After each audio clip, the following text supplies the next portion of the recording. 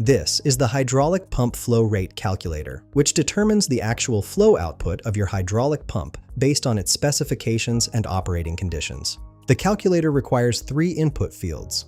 First is pump displacement in cc rev, where you enter the displacement value in cubic centimeters per revolution.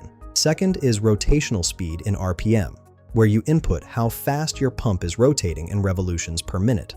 Third is volumetric efficiency as a percentage, where you enter the pump's efficiency rating, typically between 80 and 95% for most hydraulic pumps. Let's work through an example using test values. With a pump displacement of 10 cc rev, a rotational speed of 10 RPM, and a volumetric efficiency of 10%, the calculator produces 2 results. The flow rate in GPM shows 0.003 gallons per minute, which represents the pump's output in US units. The flow rate in LPM shows 0.01 liters per minute, giving you the same flow rate in metric units.